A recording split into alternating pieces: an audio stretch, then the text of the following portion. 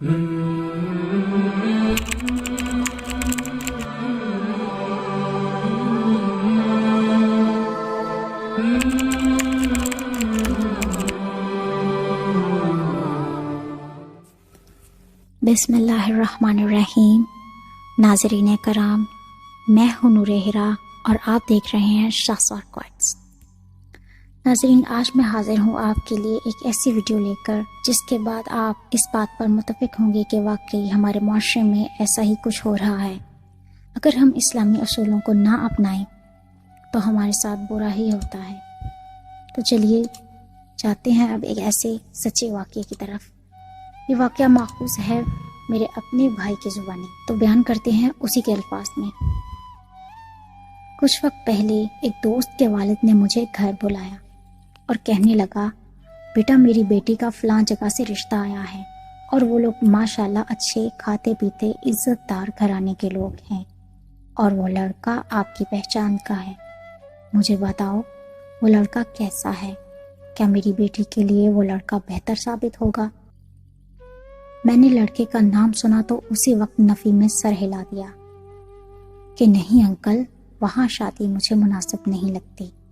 इस लड़के में बहुत ज़्यादा खामियां भी हैं, आपकी बेटी खुश नहीं रह सकेगी।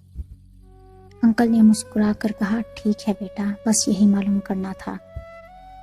इसके बाद मैं घर वापस आ गया। कुछ दिन बाद मुझे इसी दोस्त की तरफ से बहन की मंगनी का दावतनामा मिला। कार्ड में नाम पढ़कर मैं हैरान हो गया कि ये तो वही लड़का है जिसके लिए मैंने अंकल को मना किया था। बहरहाल मंगनी की तकारीब के अंदर मैं वैसे भी कम ही शिरकत करता हूँ। मंगनी के बाद अंकल से मुलाकात भी हुई और मुबारकबाद भी दी मैंने। अंकल ने खुशी खुशी मुबारकबाद वसूल की और कहने लगे, बेटा आपकी बातों पर गौर किया था मैंने, लेकिन फिर मैंने सोचा कि खामियों से कौन सा इंसान पाक है। सब में कोई ना कोई खामी होती ही है। इस लड़के में चंद खामियां हैं, लेकिन इसके वालिदैन बहुत अच्छे हैं और माशाल्लाह खाते पीते घराने के हैं। बड़ा घर है, लड़के का अपना कारोबार है, अपनी गाड़ी है और अल्लाह से उम्मीद है कि शादी के बाद लड़के में अच्छाइयाँ अपने आप आ जाएंगी, वो खुद ब खुद सुधर जाएगा। और तो और मेरे दोस्त ने भी उसकी तारीफ की। अंकल की बात सुनता रहा, मुस्कुराता रहा। आखिर में इस उम्मीद के साथ दुआ देकर मैं वापस आ गया कि अंकल की तमाम बातें सच ही साबित हों। बहरहाल शादी का दिन आ गया। लड़के वाले खूब धूमधाम से हल्ला गुल्ला करते हुए बारात लेकर आए। लड़की वालों ने भी शादी के लिए बड़ा एहतमाम किया हुआ था। मेरे दोस्त की जुबानी मुझे मालूम हुआ कि अंकल ने 5 लाख रुपए उधार लिए हैं ताकि बेटी की शादी के तमाम मामलात बखैरियो आफियत निमट जाएं। और यकीनन वो 5 लाख रुपए लेने के लिए भी अंकल को लोगों की आगे तरह तरह की मिन्नतें करनी पड़ी होंगी। खैर, तकरीबन रात 12 बजे के करीब रुखसती हुई और लड़की ससुराल पहुंच गई।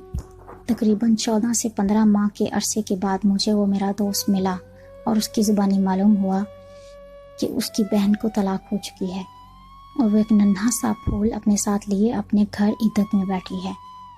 ये सुनकर जैसे मेरे पैरों तले ज़मीन ही खिसक गई हो, आसमान मेरे सर पे आ गिरा हो।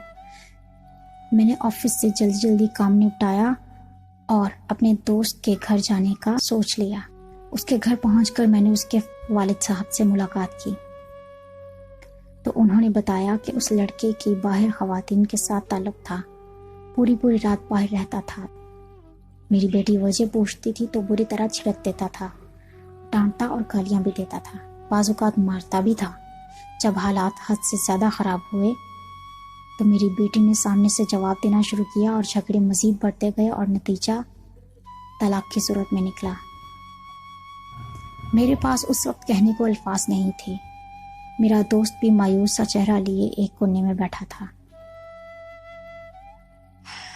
मैं वहाँ से घर आया मगर मुझे किसी पल चैन नहीं आ रहा था। मैं अक्सर कहता आया हूँ, रिश्ता करने में दीन देखो, अल्लाह ताला के अहकामात पढ़ो, रसूलुल्लाह सल्लल्लाहु अलैहि वसल्लम की हिदायत पढ़ो, कभी रुसवाई नहीं होगी।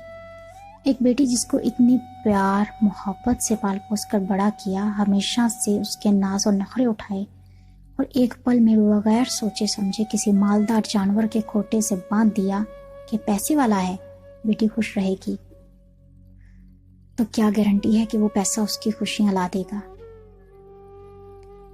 میں اکثر اپنی تحریر میں یہ لکھتی ہوں کہ اسٹیٹس دیکھ کر رشتے مت کیا کریں، دینداری دیکھ کر رشتے طے کیا کریں، تاکہ تمہاری اولادیں تمہارے مرنے کے بعد بھی دعائیں دیں۔